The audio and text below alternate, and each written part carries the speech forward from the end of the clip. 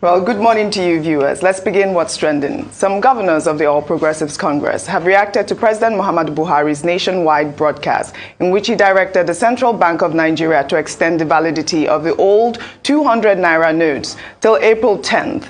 On Thursday, the governor of Kaduna State, el-Rufai, alleged that the scarcity of the Naira and fuel shortage are part of a plot to disrupt the elections in order to ensure an interim government takes over.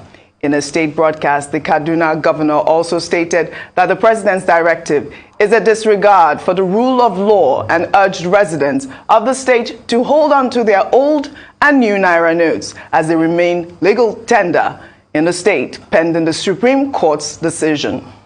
On behalf of the Kaduna State government, I wish to assure you that none of you would lose the money you have in old notes. Let no artificial or illegal deadline frighten you. Whether you live in towns, villages, or in our isolated rural communities, do not feel stampeded to deposit your old notes into the banks. Hold on to them. Continue to use them as legal tender as ordered by the Supreme Court of Nigeria. No deadline can render them worthless, ever. The law is on your side.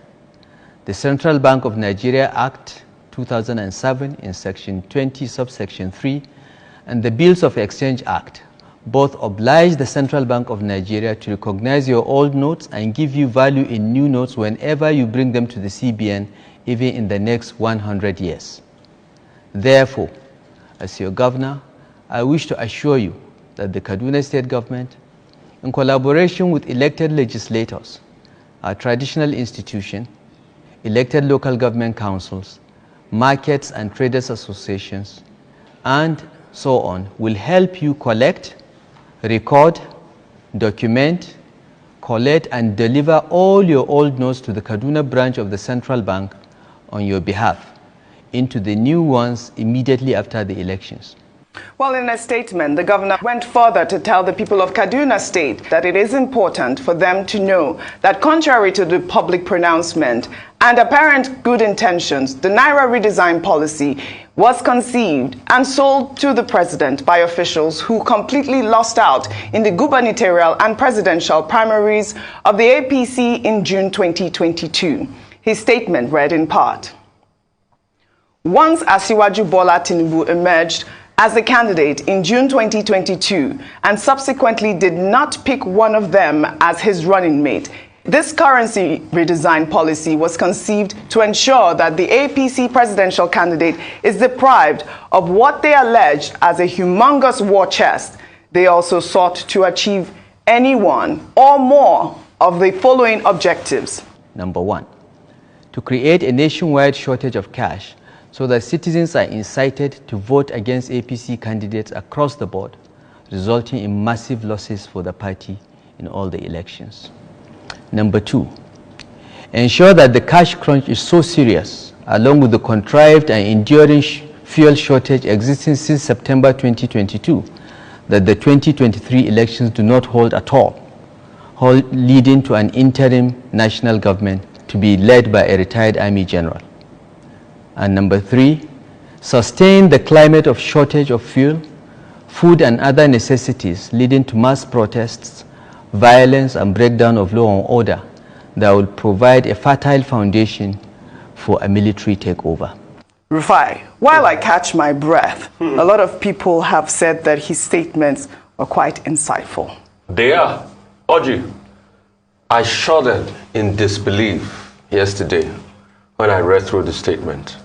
It was shocking, the level that these politicians are plunging the country. And please, for the sake of peace, I beg, politicians should cool it down. Oji, this has gotten out of hand. As we speak today, this morning, Lagos is on fire. Parts of my 12 and other parts, I hear parts of Ikorodu and some other parts. People are running amok. Citizens are scampering for their lives. I beg the politicians, this election will come and go. Nigeria is more than all of us.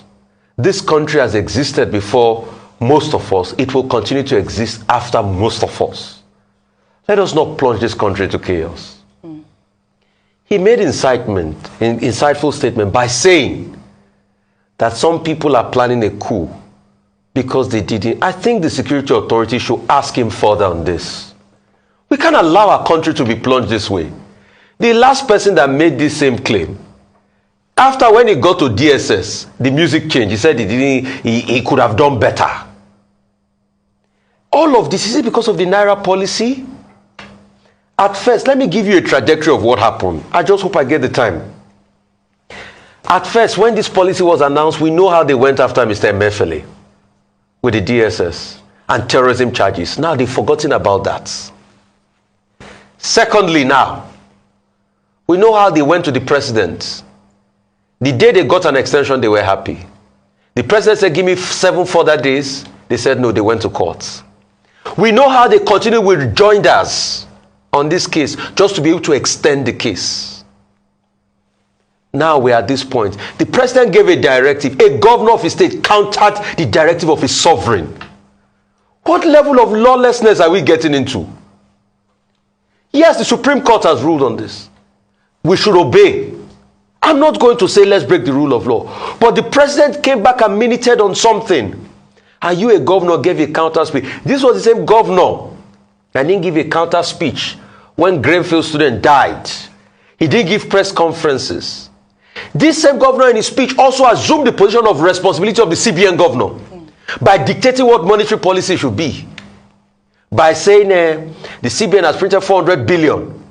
So, Professor Doyin Salami said it's supposed to want 1.2 trillion. So who do we listen to now about monetary policy? Is it the CBN governor or Professor Doyin Salami? And let me even challenge his logic further. 98% of Nigerians who have 500,000 naira in their account. If truly the CBN governor has printed 400 billion, like he said, so where is the money? Is it not the same politicians that are hoarding it? Then he went further to say all sorts of things. He tries to pass the buck. He claims that they took the government to court because of hardship. This same Mr. el-Rufai has prevailed over the highest level of hardship on the people of Kaduna State. Oji, he has sacked close to 60,000 people. Please, go and fact check me. All these governors that took the case to court, the Kogi State governor pays half salaries. We all saw a video when his wife was dashing people 1 million naira, but they were paying half salaries. His family currently is having the case to answer with the EFCC.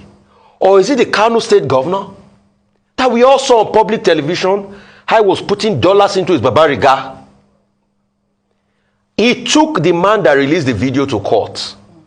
He had to withdraw the case because he had, in fact, the court ordered him to pay the man 800,000 naira for his legal fees.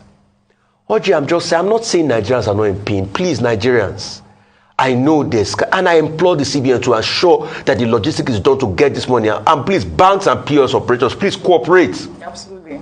But we can't throw our country away. You see, Rufai, he's not the only governor that has, attacked Buhari over this new Naira. I believe also, like you mentioned, the Kano State governor, as well as the Jigawa State governor yesterday. But, a lot of people are saying it's not just that we are suffering. We know Nigerians are suffering, but it's obvious that it is the APC that is showing that they are the ones that will suffer the more. I'll come to you, Ayo. Let me take what the CBN said yesterday. The governor of the central bank, Godwin Emefiele, on Thursday appealed to Nigerians to remain calm as measures are in place to ensure improved access to cash after President Muhammadu Buhari's directive to the Apex Bank to extend the validity of the old 200 Naira notes till April 10th. I can only just appeal to Nigerians. Let's allow this policy to work. This policy is one policy that goes to solve the problem of reducing corruption and illicit financial flows. This policy goes to resolve some of the problems in the economy. This policy also goes to reducing the level of insecurity in the country. So these three issues, which are the tripod of this administration's policy, are all embedded in this policy. I have met with about 15 banks this morning, and we've given them directives about how they should make all the old 200 Naira notes available, effective today. And I can assure Nigerians that this will help to reduce the pains. The governor has appealed to Nigerians to remain calm. Can we just wait and see what comes out of this? Absolutely. I think the outburst or the address or the state address by Governor Naira el-Rufai is important to really analyze and to critically see beyond what he said, in terms of the fact that you then see that as a leader, he's not thinking about the good of the people. Because sometimes, you wouldn't cut your nose to spite your face, or when you're upset, understanding the polity and the fact that people are already infuriated, you don't want to add fuel, as it were, to fire. So in terms of that general analysis of his speech at this time and what he said, the content of what he said and how it affects his people is one to talk about. So like you mentioned, Rufai, this is the point where you're hearing that there have been attacks around, people are angry. And therefore, as a leader, what you want to do first is to douse the tension, not to stoke up the tension. Unfortunately, what he's done with that speech is to stoke up the tension. And so he hasn't acted in a way, it belies his position in saying that he's doing this for the good of his people. If you're doing this for the good of the people, then you do not want any more outbreaks of violence, you don't want any more agitations. So first of all, you go into the negotiation room, perhaps, and think, what is the best response, even though I don't agree with it, for the good of the people? As Rufai had mentioned, one of the things we've said again and again is that when it's come up to very critical and important situations like security in Kaduna and the unrest in southern Kaduna, he hasn't taken this much fervor and passion to deal with it as he has done with the Naira redesign. The statements that he has made, credited to him in terms of a planned coup, interim government, these are weighty statements, particularly from the leader of a state, whom people are loyal to and would act on his word. If violence broke out yesterday in Kaduna State, then he's actually responsible. If violence breaks out in the next few days, they will cite what he said and say, Governor el-Rufai said X, Y, Z. Do they think about the people they represent? These are the questions that Nigerians should ask. And just to end on what Rufai said as well, that you then begin to wonder, what is this passion for this angst against, this politicizing this Naira redesign? Because that's what they're doing now, making it a thing of, you want to scuttle our plans. Why is it so important? Governor Ganduje was saying they should have done the policy 7 years ago. Okay, they didn't do it 7 years ago. They want to do it now. What is it? What is the big deal about it? Yes. Nigerian people should see the signs beyond what the governors are saying and understand that this is self-serving very largely and not be used as a pawn for violence. Do not let them take your life because of statements like this. Let us remain calm. Let us see what will happen in the next few days. We've begun to adjust to this policy. Let us see how best it would help Nigerians. Absolutely. Well, in the meantime, a video that went viral on Thursday showed some alleged businessmen in Gombe State being questioned as they arrived at the Central Bank of Nigeria to return bags containing the old 500 and 1,000 Naira notes in the sum of over 50 million Naira. I mean, Rufai, look at that. Why did it take so long for these guys to return the money? And everybody knew that there was going to be an expiry date.